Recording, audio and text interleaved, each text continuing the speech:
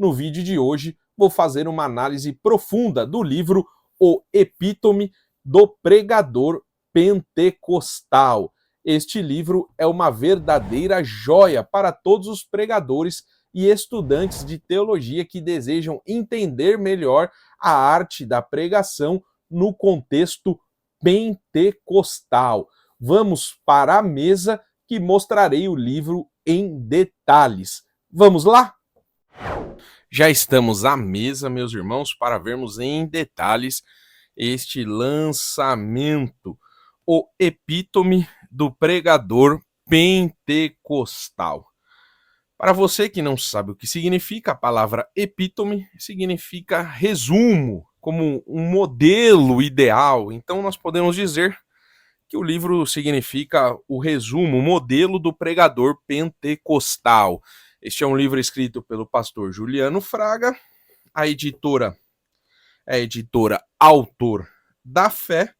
E este livro tem exatamente 299 páginas. Olha aqui, meus irmãos, 299 páginas. Aqui está o pastor Juliano Fraga. Vamos mostrar agora em detalhes esta obra para vocês. Olha, o livro é muito bem acabado, qualidade muito boa este livro. Olha aqui, ó. Só passar aqui um pouquinho, depois nós vamos fazer a leitura. Olha aqui. Espaço para anotações, letra média, muito bom para fazer a leitura. O livro fica aberto, não tem aquele problema de ter que colocar peso. É um livro muito bem diagramado. Acho que é assim que fala, né? A diagramação dele está muito boa. Vamos lá. Capítulo 1. A importância da pregação. Capítulo 2. O pregador e seu papel apologético. Capítulo 3. O pregador tem que ter a mensagem. Capítulo 4. Pregador, cuidado com os atalhos. Capítulo 5. Disciplina basilar do pregador. Capítulo 6. O perfil do pregador. Capítulo 7. Homilética. Capítulo 8. A exegese, uma análise acadêmica profunda. Capítulo 9. O pregador e o texto bíblico. Capítulo 10. Como extrair do texto o sermão. Capítulo 11. Tipos de sermão. Capítulo 12. Desenvolvendo o esboço. Capítulo 13, oratória do pregador. Capítulo 14, muito importante, nós vamos ler alguns trechos desta parte. Doutrinas essenciais do pregador pentecostal. E o capítulo 15, uma história pentecostal. Então este é o índice desta obra. Se você está gostando deste vídeo, meus irmãos, não esqueça de curtir, compartilhar e se inscreva no canal. Ative o sininho para receber os novos conteúdos. E deixa já nos comentários. Você conhecia esta obra? Você já tinha ouvido falar dela? Você pretende adquiri-la? Coloque aí nos comentários para nós trocarmos esta ideia. Então aqui está a introdução. E aqui está o capítulo 4. Eu deixei um trechinho para fazer a leitura com os irmãos. Pregador, cuidado com os atalhos. Deixa eu aproximar aqui. E vamos fazer a leitura juntos.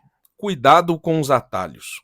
É um princípio imprescindível, especialmente no contexto do ministério e da vida espiritual. Atalhos são caminhos que parecem oferecer uma solução mais rápida ou mais fácil, mas frequentemente escondem perigos e consequências indesejadas. No ministério, e particularmente na pregação, a tentação de buscar resultados rápidos ou evitar o esforço necessário para um desenvolvimento sólido pode levar a erros graves que comprometem tanto o pregador quanto a congregação. Atalhos, muitas vezes, nos fazem pular processos importantes que são essenciais para o fortalecimento e a formação de raízes profundas. Eles nos privam das experiências que nos moldam e deixam marcas essenciais em nossos ministérios. Um ministério sem essas marcas é como uma embalagem vazia, sem o conteúdo e a substância que vem das vivências e do desenvolvimento genuíno.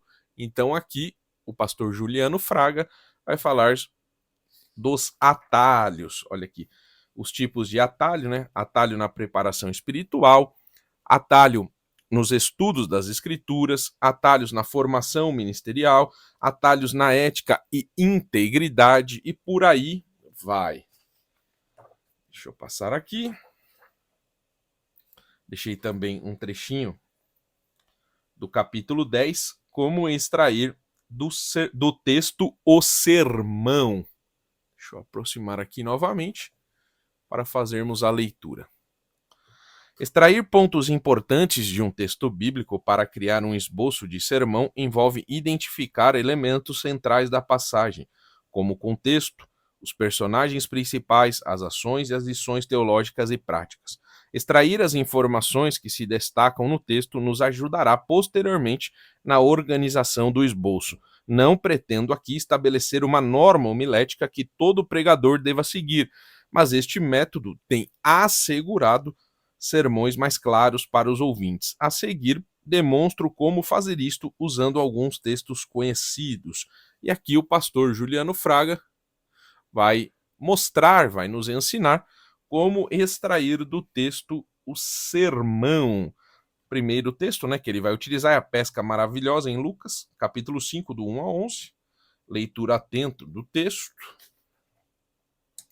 Olha aqui, que maravilha. Identificação do contexto, análise dos personagens principais, identificação dos temas e das lições teológicas, extração de pontos importantes para o esboço. Aqui, ó. Ponto 1, a situação inicial. Ponto 2, o desafio da fé. Ponto 3, a revelação do poder de Jesus. Ponto 4, a reação humana diante do divino. E ponto 5, o chamado ao discipulado. E aqui tem a aplicação prática também do sermão e, por fim, a conclusão. Então, o pastor Juliano Fraga vai trazer exemplos de como extrair do texto um sermão. Deixa eu passar aqui. E aqui tem vários exemplos. Agora nós vamos entrar aqui desenvolvendo o esboço, né? Escolha e estudo do texto. Escolha do texto, estudo do texto.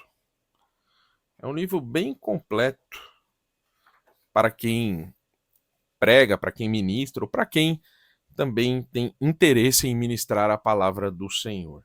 A oratória do pregador, estudo sobre a oratória, táticas e técnicas, também vai ter. Deixa eu passar aqui. Aqui é um ponto importantíssimo, meus irmãos. Capítulo 14. Doutrinas essenciais do pregador pentecostal. Aqui ele vai falar das doutrinas daqueles que se dizem pentecostal.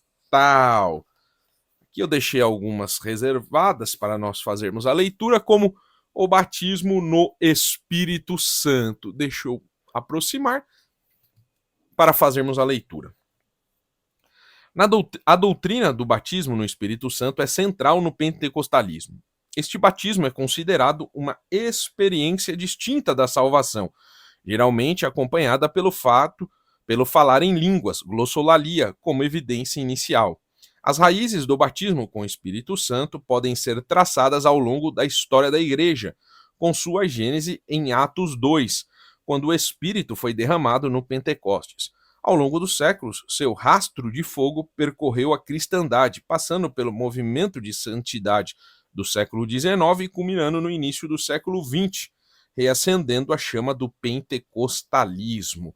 Esse movimento, deixa eu subir um pouquinho, caracterizado por uma busca intensa pela experiência do Espírito, redescobriu e revitalizou a expectativa de uma imersão espiritual subsequente à conversão, distinta e poderosa, conhecida como o batismo com o Espírito Santo. Então aqui ele vai falar sobre o batismo no Espírito Santo na visão do pentecostal, que o pentecostal clássico, ele crê que é uma experiência subsequente à salvação, e o pentecostalismo clássico que crê que ele é evidenciado com o falar em línguas. Olha aqui, ó. Teologicamente, o batismo com o Espírito Santo é separado e distinto da regeneração, ao passo que a regeneração ocorre no momento da salvação, quando o Espírito Santo habita no crente e opera a transformação de sua natureza. O batismo com o Espírito Santo é visto como uma experiência subsequente que empodera o crente para a missão. Esse batismo é muitas vezes acompanhado por sinais visíveis, sendo mais comum entre as tradições pentecostais o falar em línguas, considerado uma evidência inicial e física desse revestimento de poder. Isso também é importante. Nós cremos, como pentecostal, que quando a pessoa crê em Cristo, o Espírito Santo habita nela e batiza esta pessoa no corpo. A pessoa faz parte da igreja. E depois, subsequente à salvação, quando a pessoa busca e é cheia do Espírito Santo, ela é batizada no Espírito Santo. E quem realiza esse batismo, segundo a Bíblia, é o próprio Senhor e Salvador Jesus Cristo. Então aqui ele fala sobre o batismo no Espírito Santo. Outro ponto também fundamental de quem é pentecostal é o arrebatamento. Em um outro vídeo, eu falei que se a pessoa está numa Assembleia de Deus, por exemplo, e ela é pós-tribulacionista, a melhor coisa que tem a fazer é ela procurar uma igreja pós-tribulacionista. As pessoas não gostaram muito, ficaram bravas, mas é a realidade. A pessoa tem que ser honesta. E se está na confissão de fé da igreja, que crê que o arrebatamento é pré-tribulacionismo, a pessoa, se ela quer ficar nesta igreja, ela tem que ficar no banco. Não tem como um obreiro pós-tribulacionista pregar e ensinar, assim como um obreiro calvinista. Não faz nenhum sentido. Porque nós, pentecostais, e a maior denominação pentecostal do Brasil, crê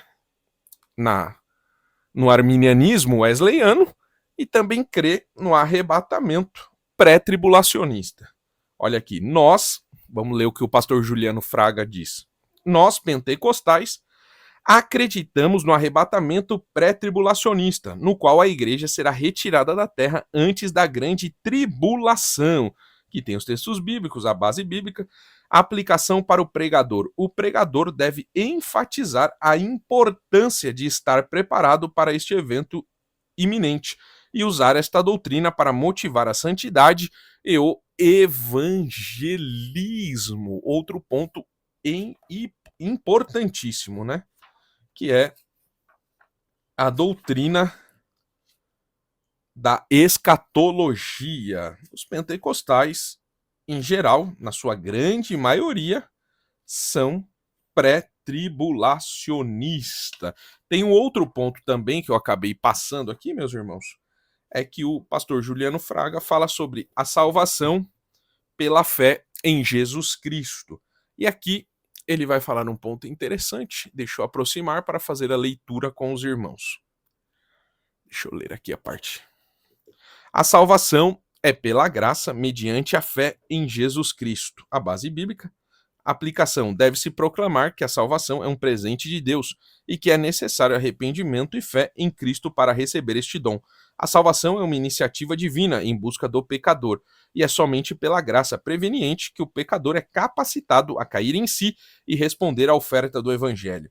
Ele pode resistir ou, convencido pelo Espírito Santo, aceitar o dom de Deus e receber os benefícios da salvação, justificação, regeneração, santificação, adoção e, no fim, glorificação. Embora a Assembleia de Deus no Brasil não se intitule oficialmente arminiana, este daqui é um erro que eu vejo, né, da Assembleia de Deus, ela teria que se reafirmar como sendo arminiana. Em sua declaração de fé, suas ideias soteriológicas alinham-se, deixa eu subir aqui, alinham-se com os princípios do arminianismo. Mas, afinal, quem foi Armínio e o que defendia o pastor holandês? O que o pregador pentecostal precisa conhecer desta doutrina que cremos ser bíblica e fundamentada nas Escrituras? E aqui deve alinhar-se, e aqui ele vai trazer um resumo da vida de Jacó Armínio. Então isso é interessante para nós sabermos, né? Que nós somos pentecostal, tem gente que fala que pode ser calvinista e pentecostal, né? Eu não vejo como, né? A raiz do pentecostalismo é uma raiz de evangelização, de pregar o evangelho a todos, de poder olhar no olho de qualquer ser humano e dizer: Deus te ama e morreu por você, não apenas para os eleitos. Então, isto está no cerne de ser pentecostal. E por fim, aqui eu gostaria de mostrar para vocês o quadrilátero pentecostal. Aqui é o último capítulo do livro, que ele vai contar a história do pentecostalismo. Olha aqui, o capítulo 15, uma história pentecostal.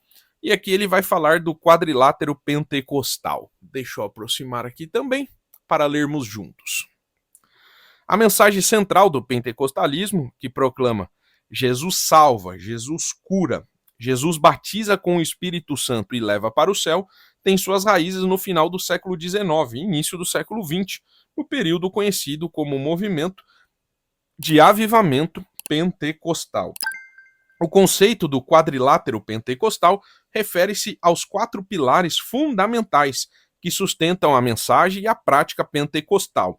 Esses pilares são a salvação, o batismo no Espírito Santo, a cura divina e a segunda vinda de Cristo. Cada um destes elementos contribuiu para a formação da identidade e da mensagem dos pregadores pentecostais, moldando tanto a teologia quanto a prática homilética. E aqui ele vai falar um pouquinho do movimento pentecostal. Olha aqui que legal o que o pastor Juliano Fraga vai dizer. Os pregadores pentecostais devem orar por cura em suas pregações. Felizmente isso tem diminuído, né? Parece que tem até cessacionista agora no nosso meio. Misericórdia. E muitos testemunhos de curas milagrosas são compartilhados como evidência do poder contínuo de Deus em ação.